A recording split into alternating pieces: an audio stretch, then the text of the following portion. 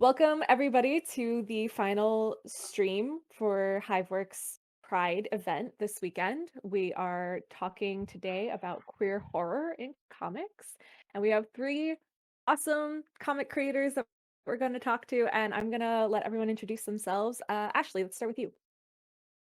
Hi, I'm Ashley. I make the gothic horror webcomic Obelisk that's on Hiveworks. Um, Yeah, and what's Obelisk about? Obelisk is about a young woman named Evelyn in 1908 New York City who has, her father has recently passed away, and she's taking up his business and discovering he's kind of left it in less than ideal condition. There's a lot of strange missing paperwork for properties that they were supposed to own, and that leads her to a mysterious uh, shopkeeper named Margot, who is a vampire. Ooh. Ooh, we love vampires. I can't wait Yeah. to talk to her about that. Jackie, how about you? Hi, I am Jackie. Um, I'm a non-binary Filipino Canadian comic artist from Toronto. Um, right now, I am doing the Marble Hornets comic series, which is a graphic novel sequel to the original Marble Hornets YouTube series, which was like a YouTube horror kind of ARG style thing. I also have a webcomic, but that's kind of on hiatus right now. But it's called The Divide and I, which is also about queer vampires, but in the Victorian era. Ooh, more queer vampires. My fave. They're Awesome. the best. Yes. And G, take it away. Hi everyone, I'm Romero-Johnson. I'm a genderqueer cartoonist that does what do I do? A lot of stuff. Um I don't have any active vampire work going on at the moment, but I hopefully within the next few years that I will have lots of vampire stuff. Um right now my main bread and butter is working on Safe Sex Volume 2. With Tina Horn from Image. That's some sci-fi stuff. A lot of scary stuff. Once that book comes out, everyone will see um, how much I love the thing and how much I'm just inserting a lot of horror tropes as much as I can into this book. I'm also working on uh, original graphic novel with I don't know if I can talk about that actually. Ooh, Secret. Top secret. Secret. uh, I'm gonna tattle on you. okay, secret book about young adult queer hookups I think my current elevator pitch for that is two oversharers meet at a basement show and hook up and deal with their baggage at the same time. It'll be good, I I love hopefully. it already. I'm foaming at the mouth. I want to read that right now. Mm-hmm. Yeah, that's about all I've Fantastic. got going on. Oh my God. Oh, that's all I've got going on. Like, that's amazing. You have so much going on. Okay. Great. Well, let's kick things off. I kind of want this to be like pretty casual, pretty like high on the conversation, low on the actual like paneling. But let's let's start off with a really like broad kind of question. Like how do you define queer horror? Like what elements of queerness and horror come together that makes it that kind of genre? Like what's the genre definition, you know? Mm-hmm. I feel like a lot of it is about the the perspective or like the lens through which certain things are framed. So much of horror is about like being an other or being afraid of the other. Mm. Mhm. So I feel like there's, oh, I'm hearing an echo. I feel like there's sort of a catharsis to be had in like seeing yourself reflected and like kind of empowered through that lens of like monstrosity or reclaiming things. And how like so often queer people are made to feel like monsters, or our perspective isn't allowed. So I feel like a lot of horror kind of gives you space to explore those elements and explore things that are kind of taboo. Yeah, that's so true. I absolutely vibe with what you just said, Ashley. Yeah. I like Yeah. that because it's like the perspective of like the monster as being queer. Like and obviously both of you write vampire comics, which is very sexy. You know, we love a sexy vampire, and the monster being queer in that capacity is like duh, obviously. Um, but I wonder if there's also like the not monster, like the how would you say, the victim, the average character, the human, whatever, also being a queer character or a way to identify with queerness in horror. I'm trying to think of like queer horror where the villain is not like the queer coded, and I think that's way more prevalent in comics now, like Mm. versus movies, where I think we're still pretty stuck in, only having the monster who the audience ends up being like, wow, they're really hot.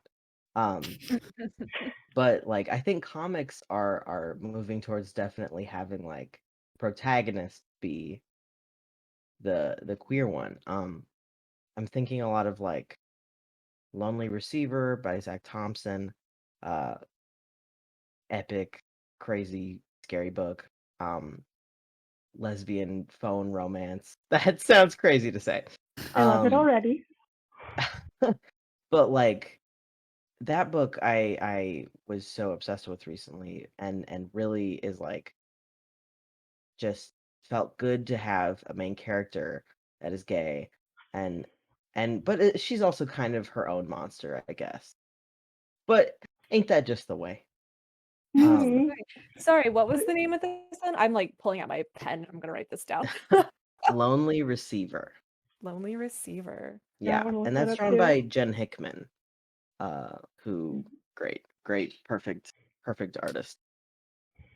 There definitely is like it's not the most common to see the the queer character or the queer coded character being something other than the monster. The only instance I can think of off the top of my head is in movies at least is the second Nightmare on Elm Street movie. Oh, Um, Yep. it's so if you're not familiar, the whole premise of that movie is, and it's sort of a standalone thing in that series. Freddy is trying to possess the body of this guy, like a teenage boy, um, and the actor who played the teenager was actually a closeted gay man. He's no longer in the closet, I believe. mm. But there's a documentary about it called Scream Queens, and that one was sort of like this really, you know, interesting take on like Freddy Krueger trying to possess the body of a guy. And there's, I think if I remember correctly, there's like a teacher who goes to a leather bar. It's It's very a good like, movie. Wow. it's very queer coded or overtly like queer in some ways. Yeah, I mean that I that recommend it.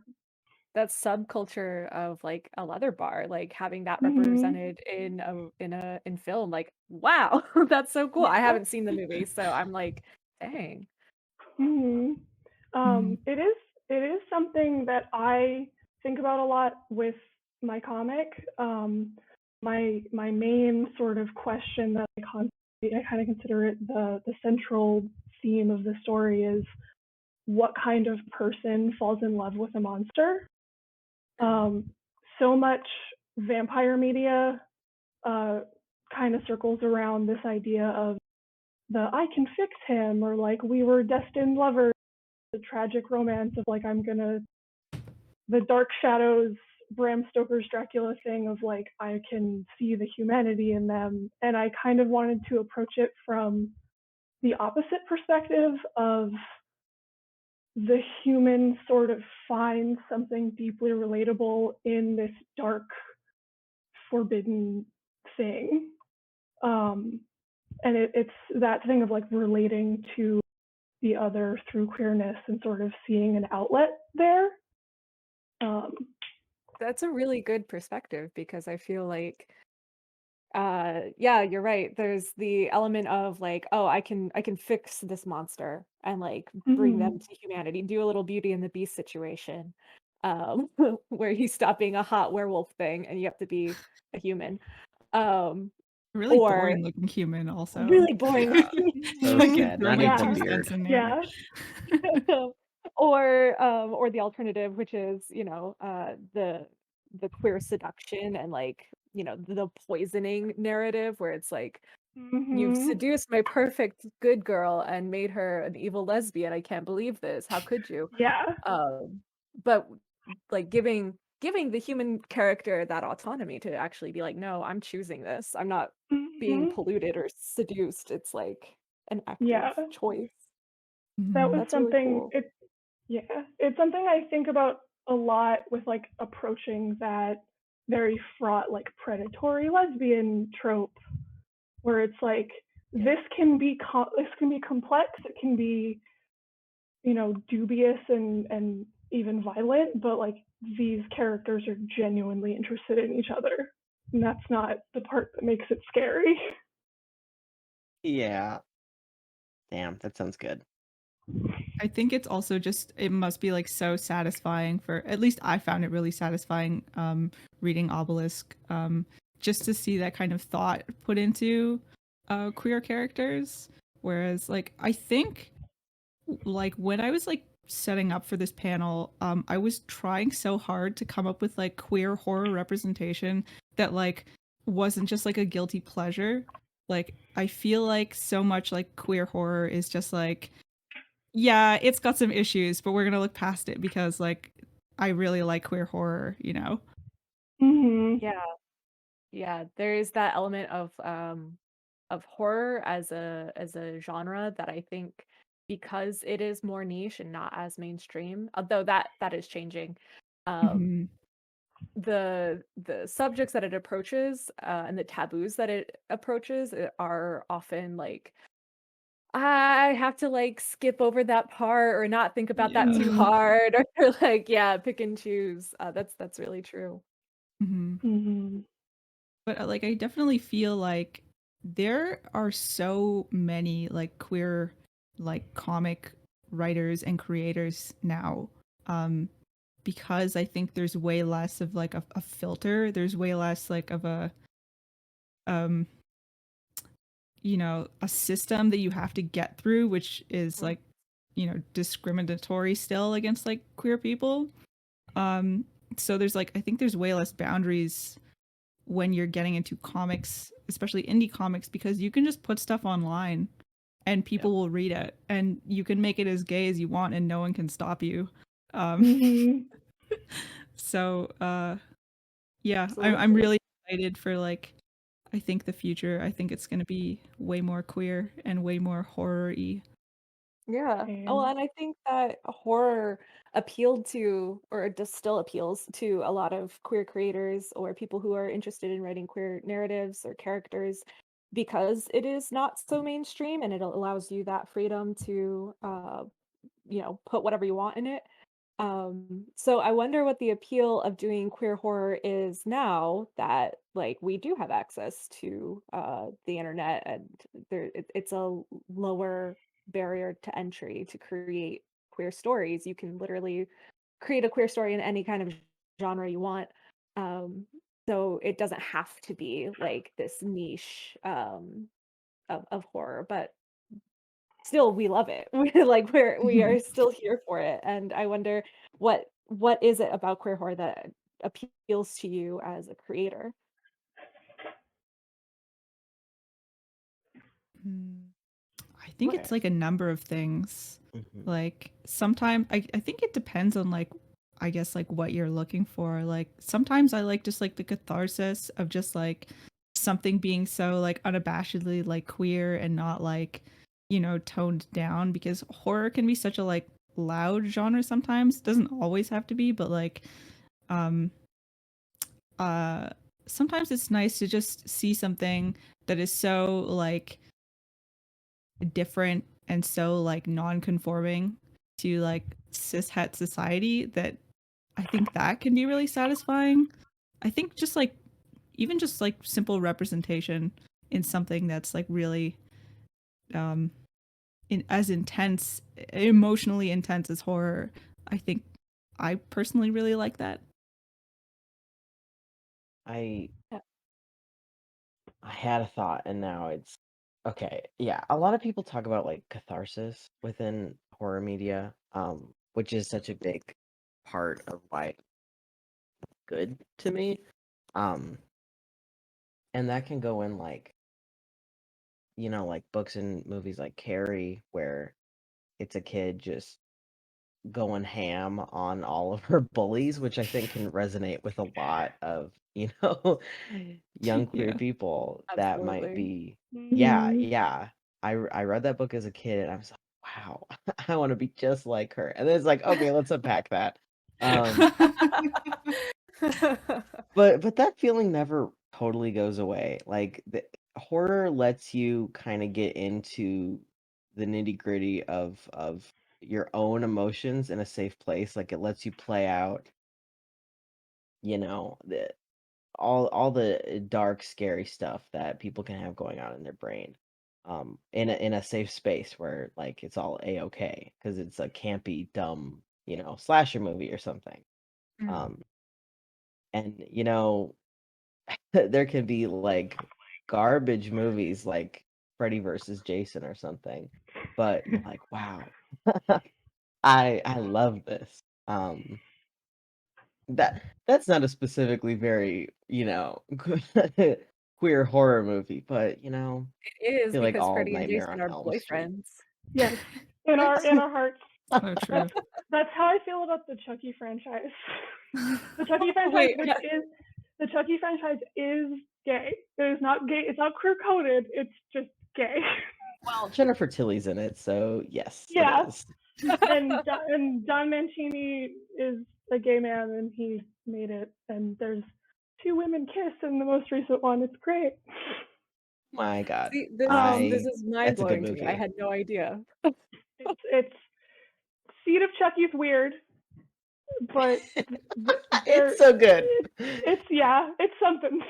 Um, but yeah, we both of you kind of touched on the cathartic element. That's really something that's like important to me as well in my work, where it's like you're exploring these sort of dark personal feelings, and it's kind of therapeutic, and you can kind of process them and connect to other people who experience the same things, and it's kind of messy.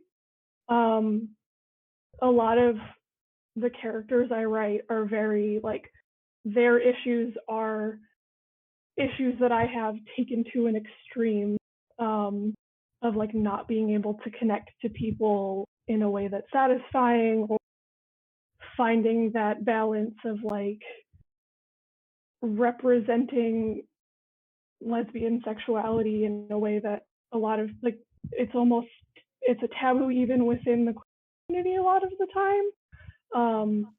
There's sort of this pressure to like represent things as very like soft, um, and a lot of working in horror is kind of going against those anxieties, I guess. Yeah. Hmm. Yeah, I definitely hear what you're saying for sure. Um, Finding that room to be, more than just soft, more than just um, easily palatable or easily marketable, Yeah, to push those boundaries and like explore um, the full spectrum of sexuality within the horror genre that allows you that freedom. That's really good perspective.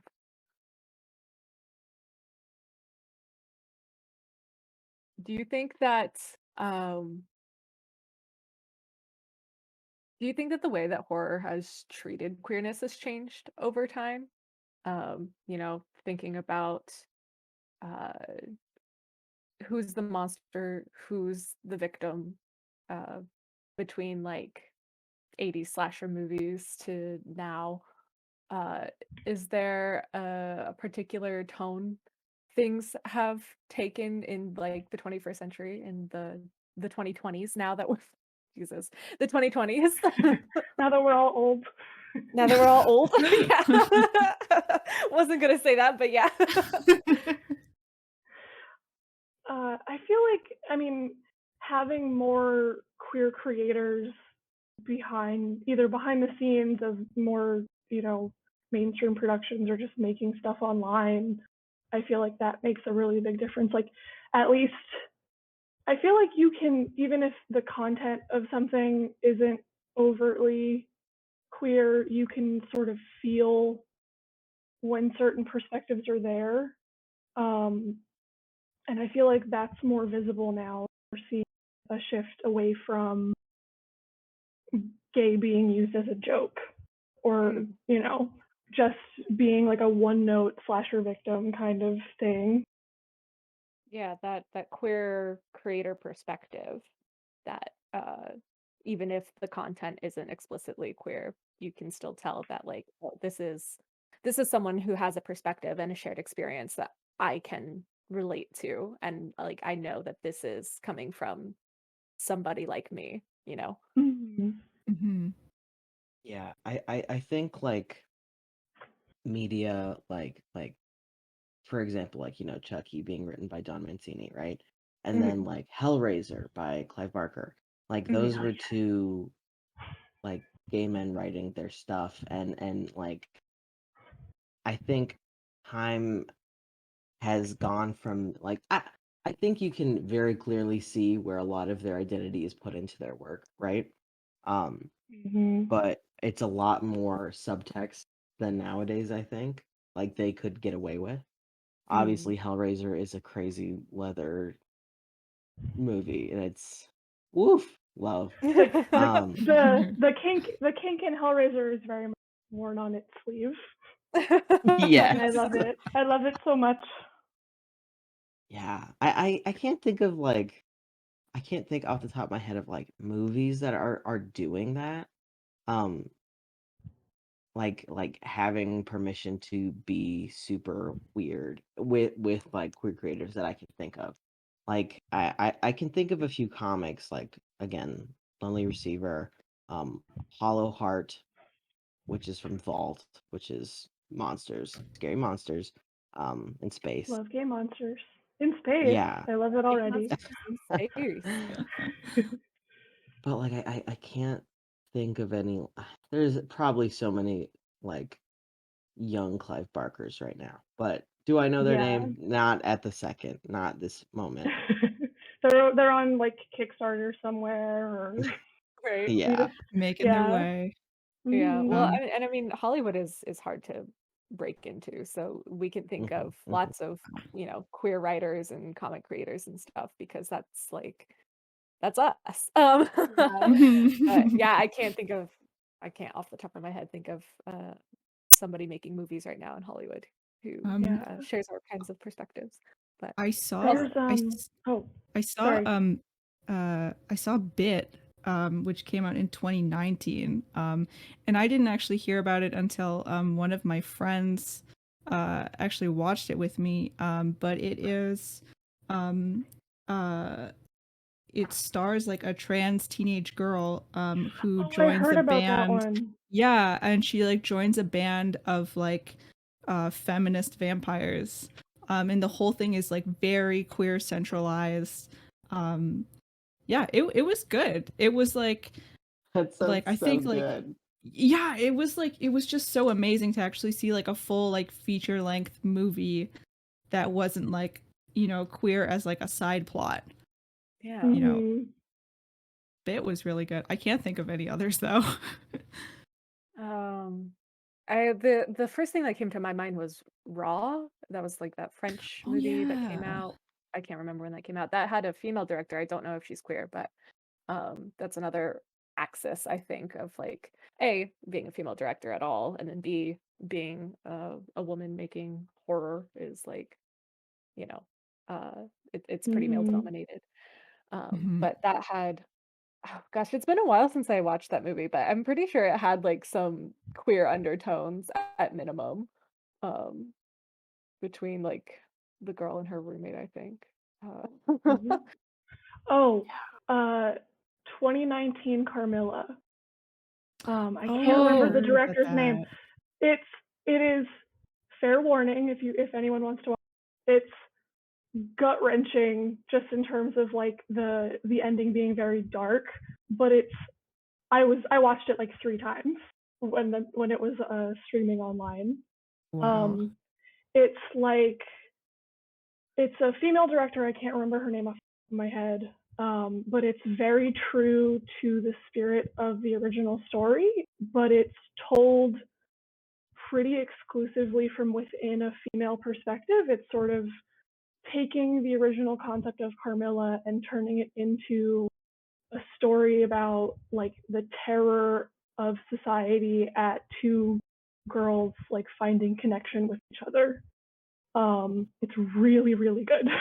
I remember when the Carmilla like web series was airing. It was like while I was in Mhm. college, and I just figured out I was a lesbian, and I was like, I am watching this like week to week. Very It's cute. it's coming out. I'm watching this, and it's like so of its time. Like she had like a TARDIS mug, you know. I was Yeah, like, that one that one is also really fun. Exact opposite of yeah, this movie.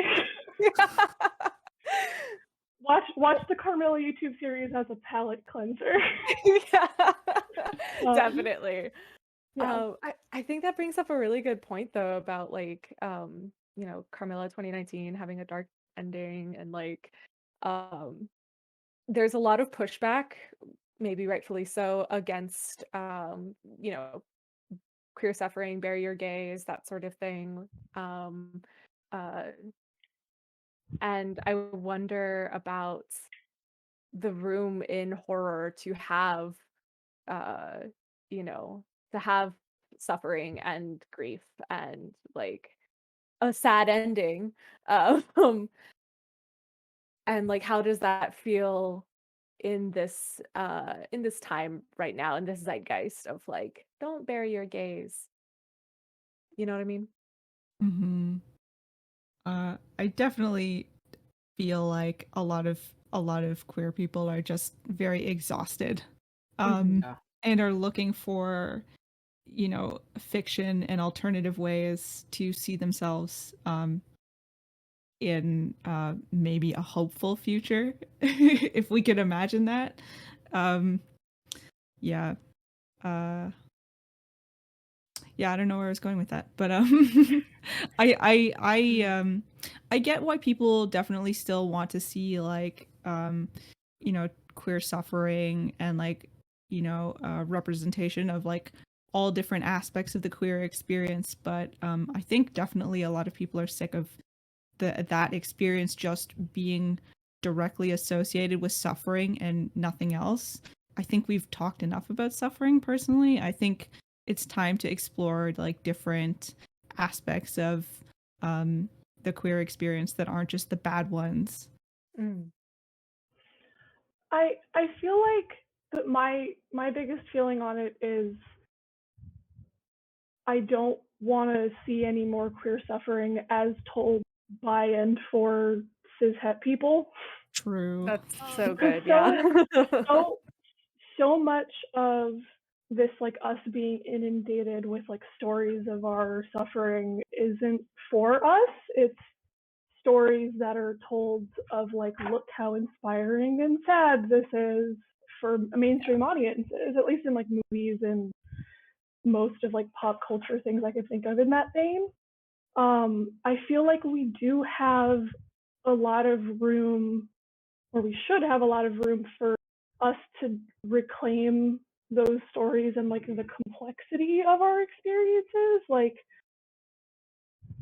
a lot of stuff that we were talking about is sort of missing without knowing greater social context of like you know, I'm telling this story set in the 1900s, and the fact that these characters like don't speak openly about their sexuality is part of their story, even if the story never overtly tells the audience that. It's sort of compartmentalized.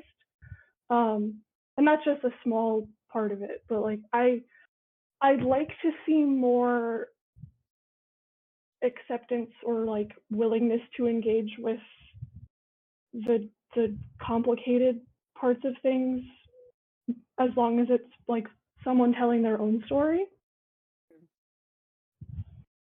Yeah, I would second that. I queer suffering, trans suffering, I'm like it can be tiring, but I Mhm. also am not completely, I'm not completely turned off by the idea of it being in a story or something. I think there's a Mhm. place for it. I just hope that it's handled in a way that's like not super exploited. Yeah. Mhm. Because like, I've done my fair share of queer suffering, so I won't say no to seeing some in fiction. Right. Um, but like, yeah, like the book I'm working on, a lot of queer suffering, but also like dealing with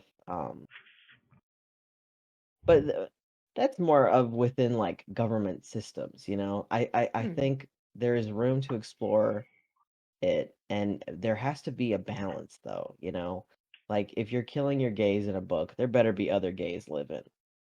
Yeah, Right. Yeah. that makes a big difference. Yeah. Yeah. I That I is feel like true. oh No, no, go ahead. I feel like too like it it means a lot when I see stories of this, queer characters. It doesn't even have to be like queer suffering doesn't necessarily mean they, it's bury your gays. Um, I feel like there's something very powerful in seeing characters that you relate to being driven to these extremes and surviving. Yes. Like it, so much of Mhm. what we experience can be like,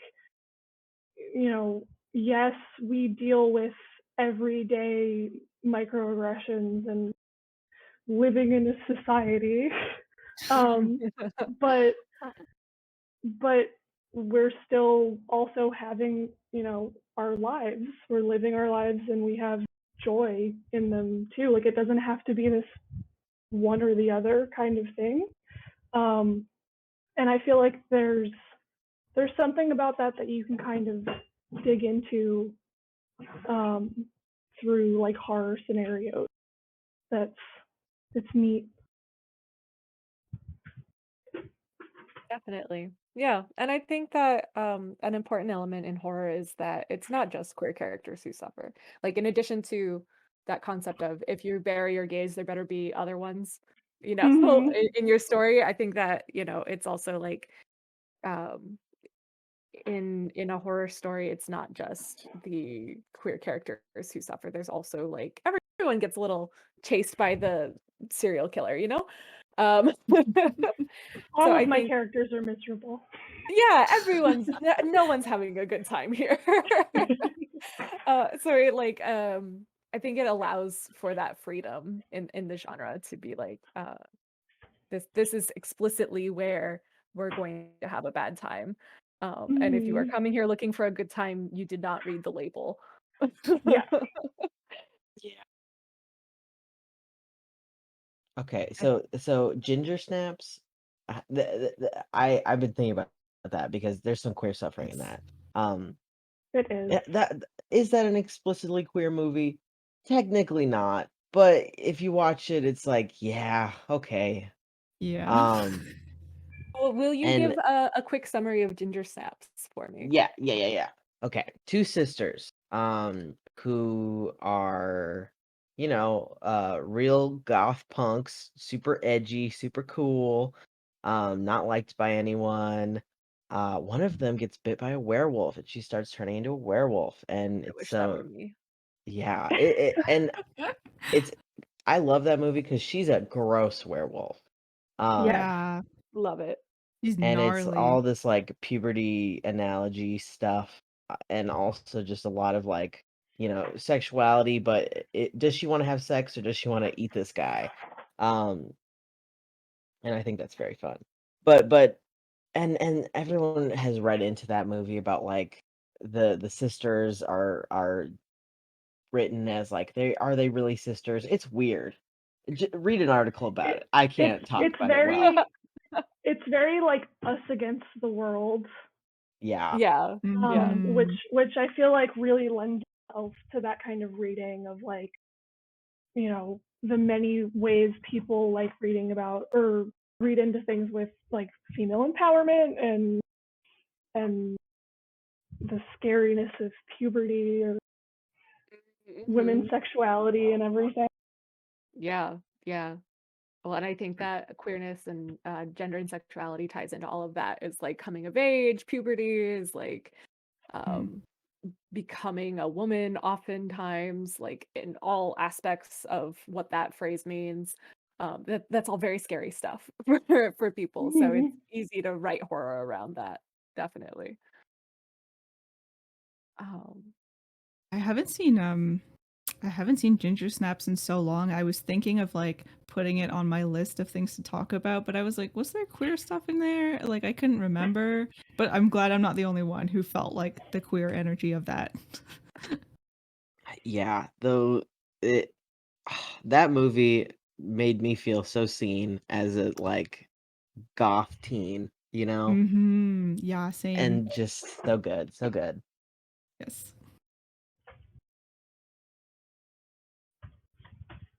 I had a similar experience when I was younger when A Girl Walks Home Alone at Night came out, Oh which my is god, how did I not think of oh, that? oh my god, top 5 favorite movies of all time. And Yes. hey everyone on the queer horror panel. I do not watch horror movies. I'm such a weenie. Such a chicken. Um, but I do love Girl Walks Home Alone at Night. And I don't really recall any queer elements except man, that guy at the end, that like she escapes with the male love interest or whatever. Mhm. Big gender envy on that one. Like, Yeah. you Yeah. know? I got a lot of Um, genders from that. this guy, you fit a lot of genders in this one guy. Yeah.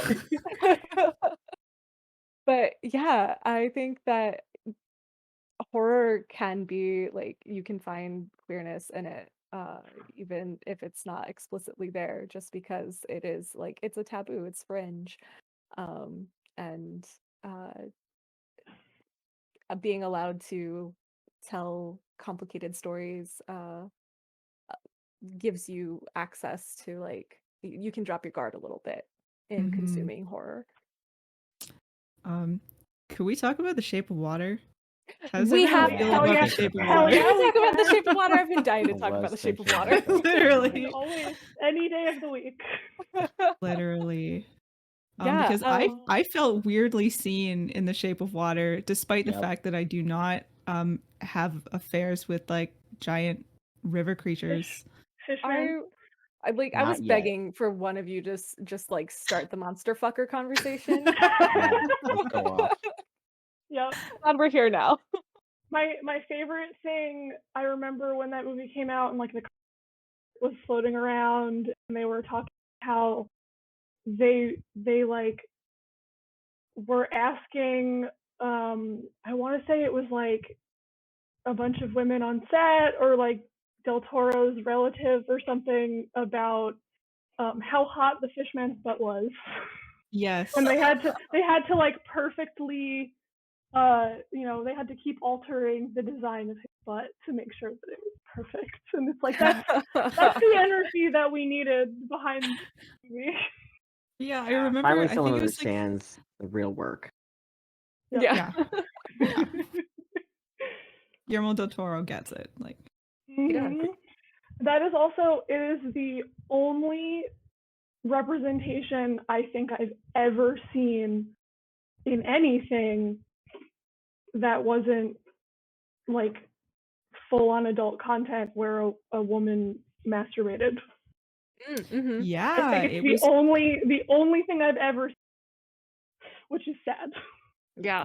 Well, Yeah, it is. and Yeah. in that context of, like, actual romance and not, like Yeah. not in a Well, scary and kind of way. it was yeah, it was like the very beginning of the just it's part of her morning Yeah. routine, like, and she's a person who has a sexuality, which is also a really important thing for a character who's disabled, Mhm. for her to not be like infantilized. She's a person who has Absolutely. a adult normal sex drive Yeah. for fish people. Very adult and normal. Yeah. Yep.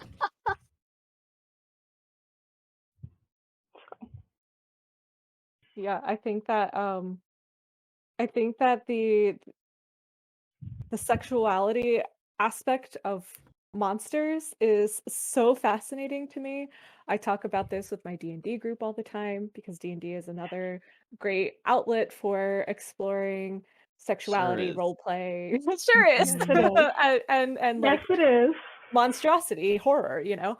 Um, is there a particular monster that you can think of, like, maybe from when you were a kid that you're like, "That one, that is changing Okay. my I whole Yep, yep, yep, yep, small yep, yep, brain." yep. Yeah? Okay, go ahead. This one's gonna be kind of a reach for some people, you know?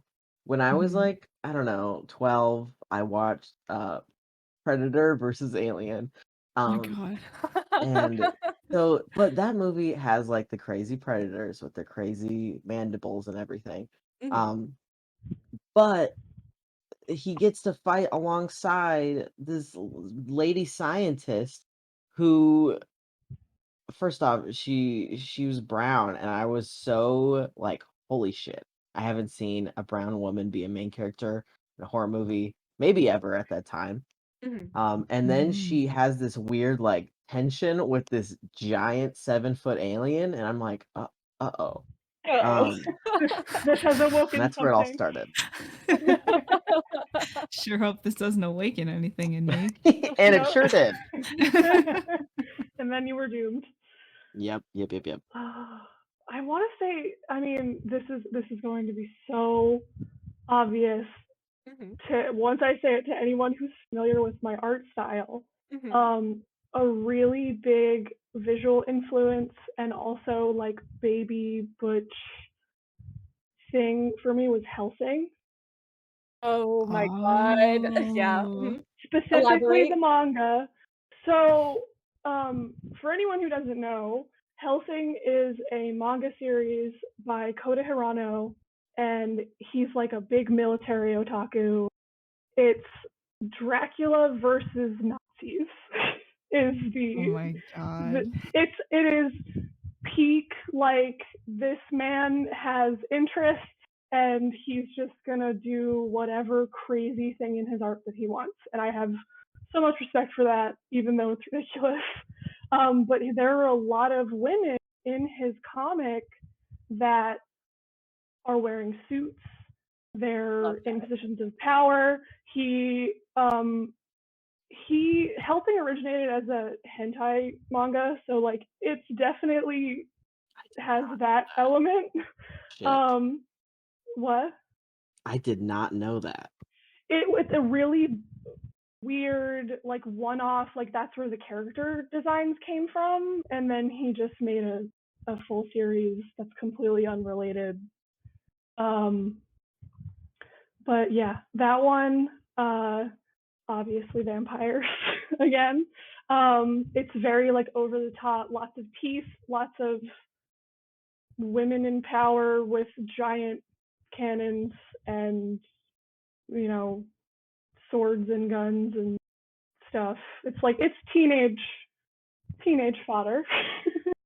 um, that one and like Anne Rice were Oh probably. yeah. Mhm. Um, she's Yeah, they're coming out with a TV show on AMC next year for Interview with the Vampire, and I'm dying about it. Ooh. It's so um, exciting. Oh, let me put a pin in, sorry, speaking of vampire TV shows, let's circle back around after we get to Jackie. I wanna come back to What We Do in the Shadows. But Yes. Oh yes, Best show of all time. it's um, true. Jackie, Um, let's talk about what kind of monster got you going when I've been you thinking. Oh, sorry. Go ahead. no, go ahead. I have been thinking the whole time you guys have been talking, and I cannot come. I'm drawing a blank right now. I No. know they Understandable. exist, but I I can't mean, think of any in particular. for me, it wasn't a particular monster, like a specific Mhm. like character or whatever. For me, it Mhm. was like just the concept of werewolves. I was like all about it, Oh, you yep, yep, know? yep. Oh Yeah, yeah. right. And I think that we kind of touched on that, like that coming of age, puberty, sexuality, like werewolves and body transformation, is like Mhm. it's all right there. And I think that that kind of fascination with transformative monsters is like peak queer youth. Oh yeah, for sure. Then I guess for me it would definitely be vampires. I remember like being in like I think like grade 7 to like grade 9. It was like literally I would not shut up about vampires. Like all of my friends were like, "Stop talking about vampires. Stop talking about them."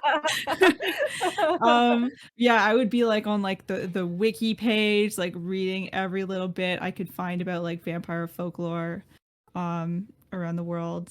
Yeah.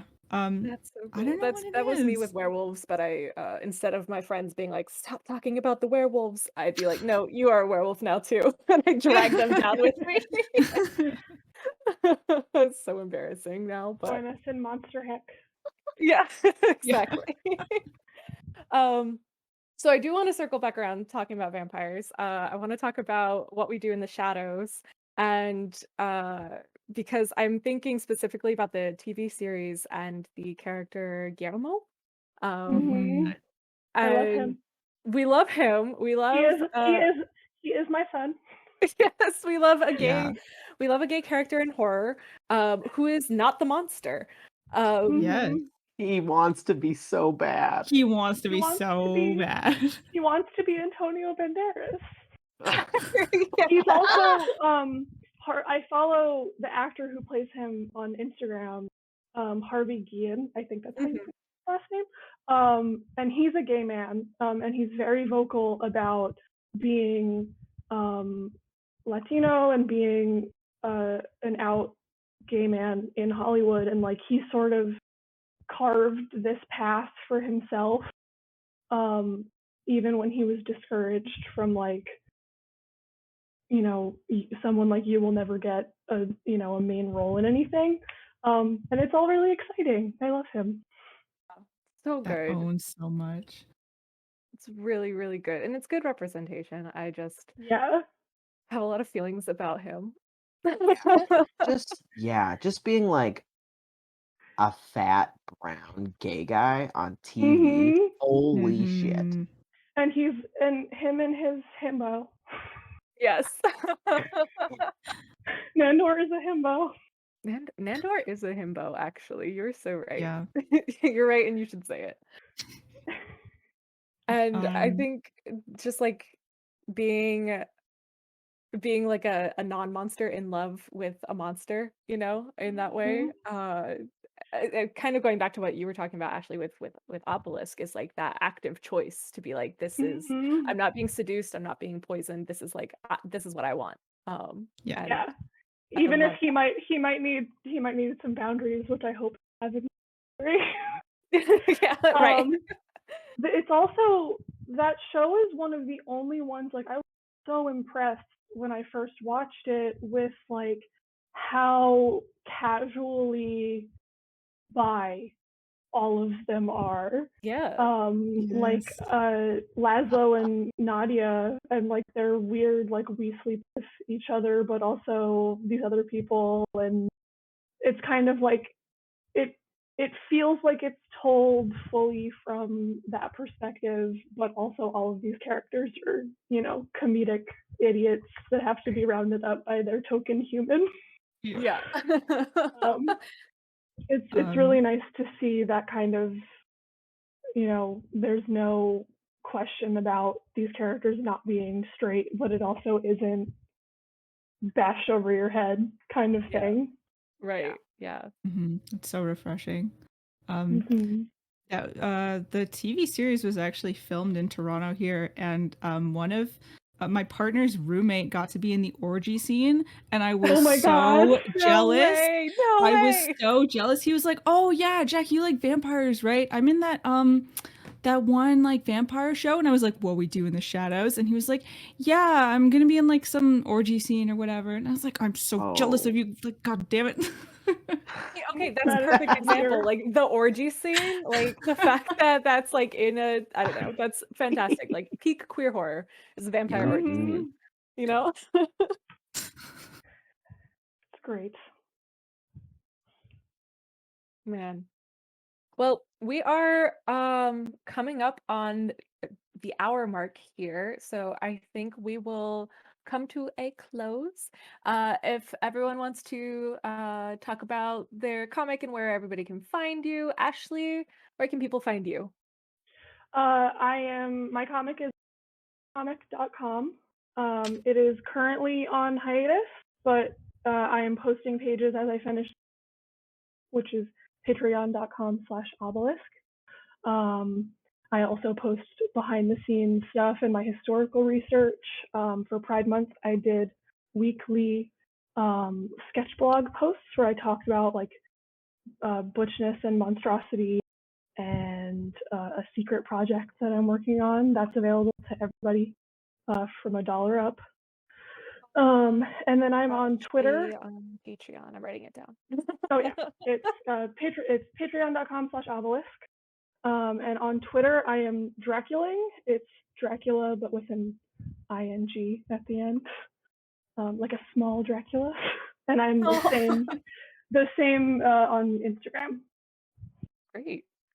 Awesome. Jackie, where can everybody find you? You can find me on Instagram, Tumblr, and Twitter as at Jackie Lantern, but without the first A, so it just looks like Jackie Lantern. You can read my webcomic, The Divide and I, at thedivideandi.com. And you can read the Marble Hornets comics through the publisher's website. Well, you can buy them at store.grampo.co. And you can buy them in like PDF format, or you can buy like physical copies. And I also post work in progresses on social media and stuff. And yeah. Awesome. Fantastic. And G, where can people find you? All right. All my social media is at G Romero-Johnson, or as most people pronounce it, Romero-Johnson. And yeah, you can go take a look at my sparsely populated Twitter, and hopefully I'll have some books out soon so people can read those. Then Yeah, I'll have follow more your time to lead, stay draw tuned. garbage. Yes, I'm looking forward to that secret big project you're working on. Yes, me too. All right. Well, thank you everyone for showing up, and thank you to all of the participants of the stream. This was a really good weekend. I hope everyone had a great time, and we will see you at the next Be Proud streams. All right. Bye.